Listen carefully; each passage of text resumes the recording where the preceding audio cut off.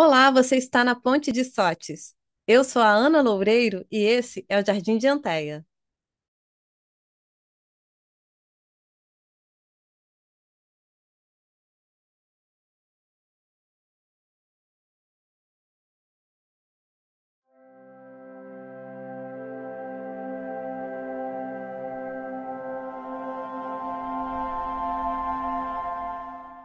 Hoje eu estou aqui para te convidar a olhar para as flores de uma maneira diferente. A gente está acostumado a se conectar com as flores por conta da beleza, é o que chega na gente de imediato. A cor, a forma, a exuberância, é isso que chama atenção no primeiro momento. Mas tem uma coisa que é a missão energética das flores. É um olhar para o gestual, é um olhar para a assinatura dessas flores que faz com que a gente entenda o que que essa flor pode oferecer para a gente, como é que essa flor pode curar. E tem dois grandes pensadores que podem ajudar a gente nesse conceito de missão energética.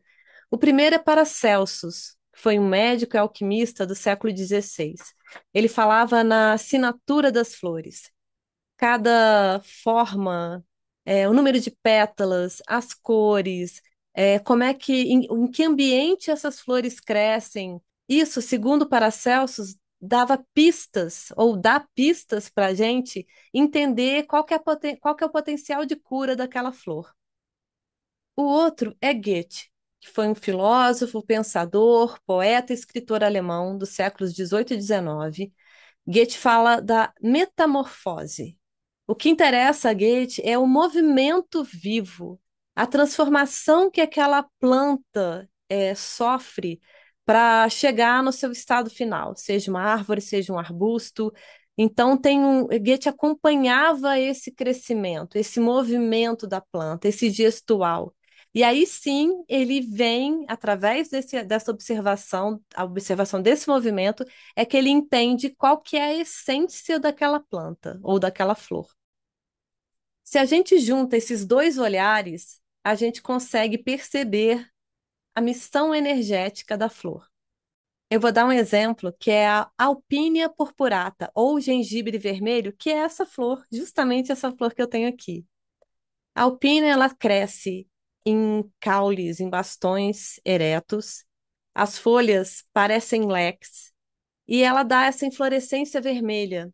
Só que isso não é a flor exatamente. As flores nascem no meio dessas inflorescências e elas são muito pequenininhas, brancas ou rosadas.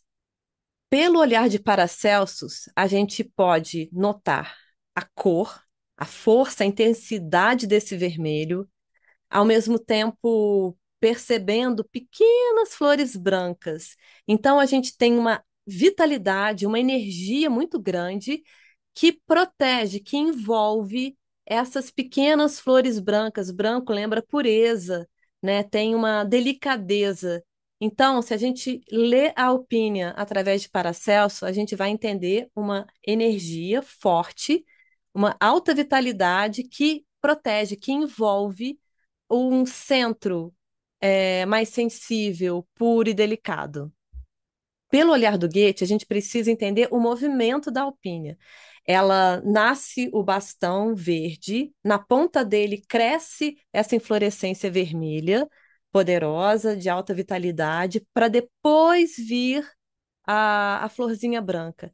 Tem um processo que precisa ser respeitado, tem uma ordem de crescimento, né? Tem uma essência que precisa ser revelada aos poucos. Então, o movimento da alpínia fala muito para a gente de um tempo de cada coisa. Primeiro você cresce, você se fortalece e vai revelando aos poucos essa essência conforme você vai sentindo segurança, conforme você vai oferecendo proteção, oferecendo um lugar seguro para essa emoção ou para esse centro. Juntando os dois olhares, a gente pode dizer que a missão energética da Alpínia é expressar força, crescimento, expansão sem perder a ternura. Respeitar o desenvolvimento, né? Esperar você chegar num momento em que você possa se fortalecer para expressar o que você tem dentro, aos poucos, no seu tempo, com respeito aos seus processos. E isso não acontece só com a alpínia. Toda flor, toda planta tem essa missão energética. E o que a gente precisa fazer é observar o que ela já traz de informação para a gente. Tanto uma informação visual, quanto a informação sobre seu habitat, como ela se desenvolve, e observar esse gestual do movimento dela. As flores, então, fazem um convite para a gente olhar para elas além da superfície, além da beleza e entender o que que elas podem nos oferecer como processo de cura, de auxílio nessa cura, auxílio no nosso caminho, auxílio no nosso autoconhecimento. E cada pessoa vai ter uma leitura específica. É claro que tem coisas muito marcantes, mas observar também como você se sente na presença daquela flor, como você reage quando se conecta com ela, também diz muita coisa sobre como aquela flor pode te ajudar. Qual é a missão energética daquela planta?